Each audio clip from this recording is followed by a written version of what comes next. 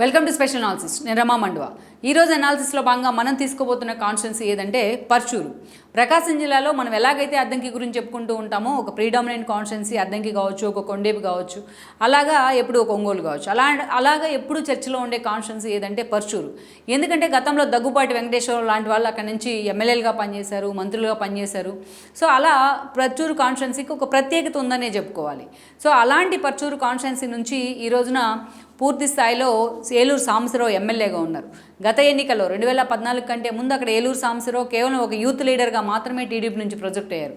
2014లో ఆయనలోని ఒక ఐడెంటిటీ, ఒక ఓన్ ఉన్న క్రేజ్ని గమనించి చంద్రబాబు నాయుడు ఆయనకి టికెట్ ఇవ్వడం కానీ, ఏలూరు సాంబశివరావు 2014 ఎన్నికల్లో మొదటిసారి టీడీపీ నుంచి ఎమ్మెల్యే అయ్యారు. ఆ రోజు పార్టీ కూడా అధికారంలో ఉంది.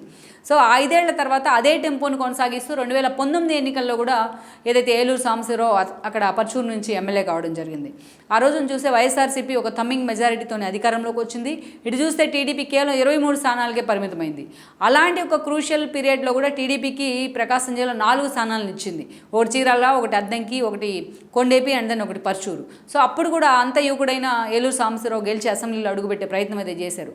ఎలాగైతే అద్దంకి ఎమ్మెల్యే బుజ్జి మీద ప్రెజరైజ్ చేసే ప్రయత్నం చేసిందో వైఎస్ఆర్సీపీ పార్టీలోకి తీసుకునేందుకు, అదే స్థాయిలో ఏదైతే ఇక్కడ ఏలూరు సాంబశివరావు మీద కూడా అంతే ప్రెజర్ పెట్టే ప్రయత్నం చేసింది. అయినా ఏలూరు సాంబశివరావు మాత్రం ఎక్కడా కూడా వెనక్కి తగ్గే ప్రయత్నం చేయలేదు. అలాగే పార్టీలో కొనసాగుతూ వచ్చారు. ఈవెన్ మన ప్రకాశం జిల్లాలో లోకేష్ పాదయాత్రలో మిగతా కాన్స్టిట్యున్సీ సంగతి పక్కన పెడితే అదే స్థాయిలో అటు అద్దంకిలో కానీ ఇటు పర్చూరులో కానీ అదే స్థాయిలో పాదయాత్రను సక్సెస్ చేయడంలో కూడా వాళ్ళిద్దరూ అటు గొట్టిపాటి రవి కానీ ఇటు ఏలూరు సాంబశివరావు కీలక పాత్ర పోషించారని అనుకోవాలి. ఇదంతా ఒక ఎత్తు అయితే మనం చూసినట్లయితే ఈ రోజున ఏదైతే ఏలూరు సాంబశివరావుకి పోటీగా అనేక మంది అభ్యర్థుల పేర్లు జగన్మోహన్ రెడ్డి తెర మీద తీసుకొచ్చారు. గతంలో మనం చూస్తే 2019 ఎన్నికల కంటే ముందు రామనాథం బాబు అక్కడ ఇన్ఛార్జ్గా ఉన్నారు. ఎప్పుడైతే దగ్గుబాటి వెంకటేశ్వరరావుని అక్కడికి తీసుకొచ్చున్నారో హితేష్ పేరుతోని, బట్ అప్పుడు రామనాథం బాబు పార్టీని విడిచిపెట్టి వెళ్ళిపోవడం జరిగింది. హితేష్కు టికెట్ ఇవ్వాలనుకున్నప్పటికీ కూడా లాస్ట్ మినిట్లో ఆయన పౌరసత్వ సమస్య కారణంగా దగ్గుబాటి వెంకటేశ్వరరావు వైపే జగన్మోహన్ రెడ్డి మొగ్గు చూపారు. బట్ ఏలూరు సాంబశివరావు చేతిలో అంత చరిష్మాటిక్ లీడర్ అని పేరున్న దగ్గుబాటి వెంకటేశ్వరరావు కూడా ఆ రోజున ఓడిపోవడం జరిగింది. వైఎస్ఆర్సీపీ వేవ్ రాష్ట్ర వ్యాప్తంగా ఉన్నప్పటికీ వన్స్ దగ్గుబాటి ఓడిపోయిన తర్వాత ఆయన పూర్తి స్థాయిలో సైడ్ అయి ఉన్నారు. ఈరోజు ఏకంగా తాను ఎప్పుడు కూడా ప్రత్యక్ష రాజకీయాల్లో ఉండనని చెప్పి ఒక స్టాండ్ కూడా తీసుకున్నారు దగ్గుబాటి వెంకటేశ్వరరావు. జగన్మోహన్ రెడ్డితో తాను పనిచేయలేను అంటూ కూడా పక్కకు తప్పుకున్న పరిస్థితి అయితే ఉంది. ఇక తన కొడుకు హితేష్ భవిష్యత్తు కోసం మాత్రం ఈరోజు ఆ దంపతులు ఇద్దరు టీడీపీ వైపు చూసే ప్రయత్నం కూడా చేస్తారనే చర్చ కూడా ఎన్నో రోజులుగా జరుగుతూ వచ్చింది. బట్ ఆ దిశగా ప్రయత్నాలు అయితే వర్కౌట్ కాలేదనే చెప్పుకోవాలి.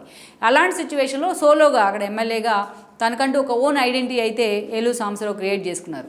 ఇక ఆయన మీద ఈరోజు జగన్మోహన్ రెడ్డి అక్కడ అభ్యర్థులు లేక ఒక దశలో చూసినట్లయితే చీరాలలో మాజీ ఎమ్మెల్యేగా ఉన్న ఆమంచిని తీసుకొచ్చి అక్కడ కర్ణం బలరాంకి ఎక్కడ థ్రెట్ ఉంటుందో కర్ణం బలరాంతో ఆధిపత్య పోరున కారణంగా ఆయన తీసుకొచ్చి పర్చూరులో బలవంతంగా ఇన్ఛార్జ్గా పెట్టే ప్రయత్నం చేశారు. కానీ ఈ రోజున ఆమంచి కృష్ణమోహన్ మాత్రం ఎక్కడ పర్చూరులో పోటీ చేసేందుకు సుముఖత వ్యక్తం చేయలేదు. ఏకంగా ఈ రోజున వైఎస్ఆర్సీపీకే రాజీనామా చేశాడు. అవసరమైతే ఇండివిజువల్గా బరిలోకి దిగుతానంటూ మాట్లాడుతున్నారు. నిన్ననే వెళ్ళి షర్మిలాను కలిసి కాంగ్రెస్ జెండా కప్పుకునే ప్రయత్నం అయితే చేస్తున్నారు.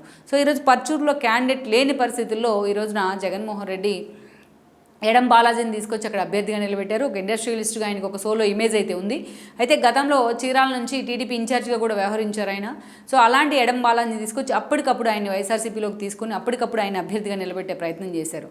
ఎలాగైతే ఏదైతే బుజ్జి క్రేజ్ ముందో అద్దంకిలో హనుమిరెడ్డి నిలబడలేక సైడ్ అయిపోయి ఉన్నారో, ఈరోజు ఏలూరు సాంబశివరావు ముందు కూడా నిలబడలేని పరిస్థితిలో ఎడం బాలాజీ పూర్తిగా సైడ్ అయి ఉన్నారు. ఒక మాటలో చెప్పాలంటే నియోజకవర్గాల్లో ఎక్కడ ఎడం బాలాజీ ప్రచారం కూడా చేయకుండా పూర్తిగా హైదరాబాద్కే పరిమితమయ్యారన్న విమర్శలు కూడా వస్తున్నాయి.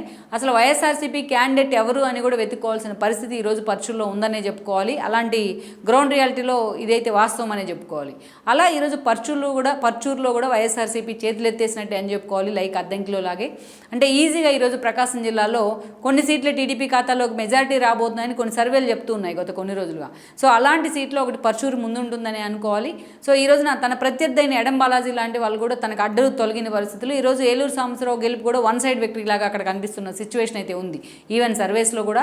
సో ఆ స్థాయిలో జగన్మోహన్ రెడ్డి అక్కడ వీక్ అన్న అభ్యర్థులను పెడతాం వల్ల ఇలాంటి పరిస్థితి అనే చర్చ కూడా జరుగుతూ ఉంది.